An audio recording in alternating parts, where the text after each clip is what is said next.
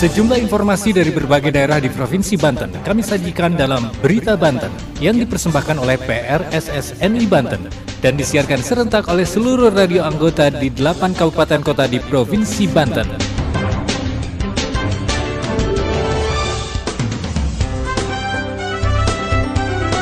Anda kembali lagi bersama kami di Berita Banten PRSSNI Banten edisi Kamis 29 September 2022. Sejumlah informasi dari berbagai wilayah di Provinsi Banten telah kami siapkan untuk Anda yang disiarkan serentak oleh seluruh radio anggota di 8 kabupaten dan kota di Provinsi Banten.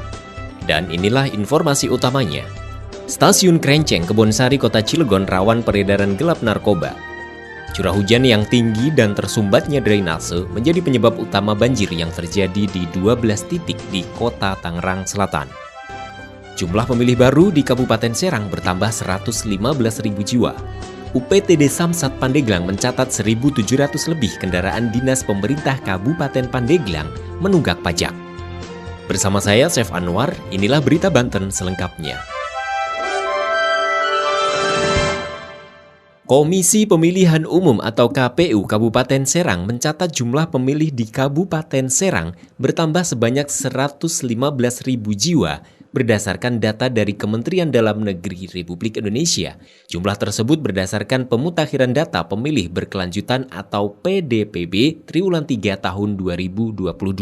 Laporan selengkapnya Siska Purnama Dewi dari Prima FM Serang. Komisi Pemilihan Umum atau KPU Kabupaten Serang mencatat jumlah pemilih di Kabupaten Serang bertambah sebanyak 115.000 jiwa berdasarkan data dari Kementerian Dalam Negeri Republik Indonesia atau Kemendagri RI. Jumlah tersebut berdasarkan pemutakhiran data pemilih berkelanjutan atau PDPB Triwulan 3. Hal itu diungkapkan saat rapat koordinasi daftar pemilih berkelanjutan periode Triwulan 3 tahun 2022 di Aula TB Suwandi Setda Kabupaten Serang pada Selasa 27 September 2022. Ketua KPU Kabupaten Serang Abidin Nasyar mengatakan bahwa setiap triwulan maupun setiap bulan pihaknya melakukan pleno untuk PDPB yang secara kebetulan triwulan ketiga ini adalah triwulan terakhir untuk melakukan PDPB. Karena di bulan Oktober KPU sudah mulai persiapan untuk pendataan data pemilih. Abidin juga mengungkapkan di Kabupaten Serang ada penambahan pemilih baru yang signifikan. Berdasar data baru yang diterima KPU dari Kemendagri RI ada sekitar 115.000 pemilih baru di Kabupaten Serang. Untuk menindaklanjuti atas penambahan tersebut, Abidin memastikan akan memilah dari 115.000 jiwa mana pemilih yang sudah atau belum melakukan perekaman kartu tanda penduduk elektronik atau EKTP untuk pemilih baru. Yang di DPB terakhir ini bulan September kita di angka 1.160.459 pemilih, termasuk pemilih baru. Ya, tetapi nanti kemudian kenapa di Oktober ini kita akan melakukan pendataan pemilih. Nah, kita akan lihat data dari Kemendagri yang 119.000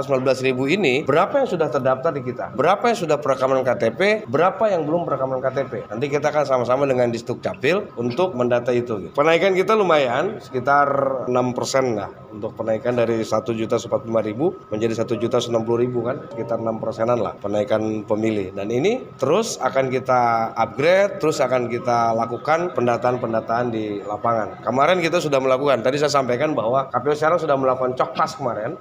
Jadi pencocokan terbatas di beberapa kecamatan itu tadi data-data padat ya, ada beberapa orang yang kita temukan yang menggunakan nama orang gitu, nicknya beda gitu, maka kita harus coret orang itu kan gitu, dan orang udah tidak ada kan gitu.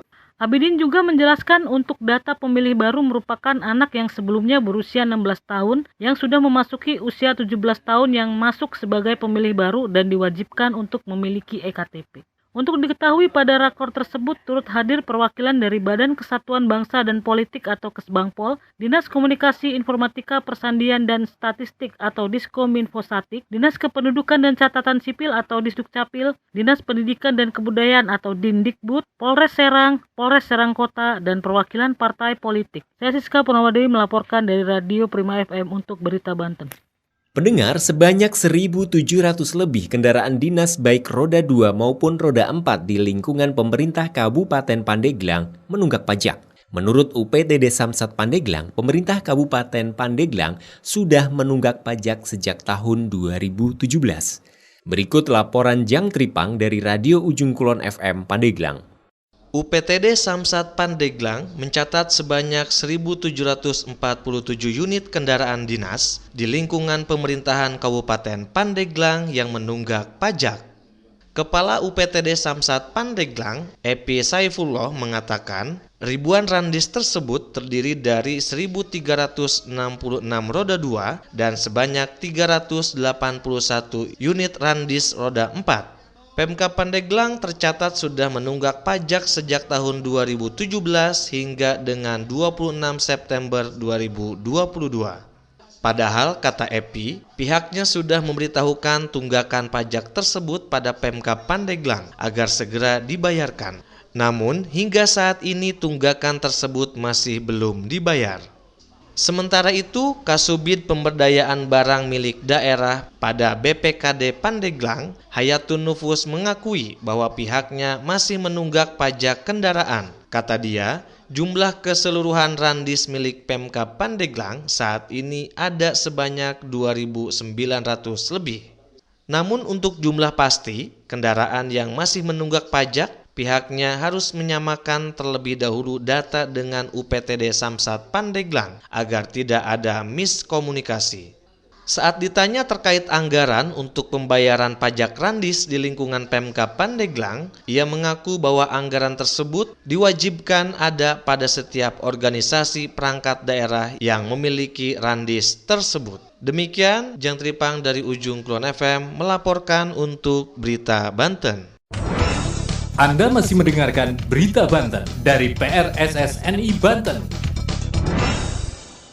Anda masih bersama kami di Berita Banten PRSSNI Banten. Pendengar, tersumbatnya drainase dan curah hujan yang tinggi menjadi penyebab utama banjir yang melanda 12 titik di Tangerang Selatan beberapa hari lalu. Karena itu, pemerintah Kota Tangerang Selatan melalui dinas terkait akan segera memperbaiki drainase di sejumlah titik agar banjir serupa tidak terjadi lagi. Laporan selengkapnya Dinda dari Benz Radio Tangerang Selatan. Terkait terjadinya banjir di 12 titik lokasi kawasan Tangerang Selatan beberapa hari lalu, Wali Kota Tangsel Benyamin Daphni menyebut salah satu penyebabnya karena ada drainase yang tersumbat. Selain itu, curah hujan yang tinggi beberapa waktu lalu dan penyempitan saluran air di wilayah perbatasan Kota Tangsel dan Kota Tangerang menjadi faktor lain terjadinya banjir. Benyamin mengungkapkan, Dinas Teknik terkait tengah berkonsentrasi memperbaiki drainase di beberapa titik untuk mencegah terjadinya banjir kembali.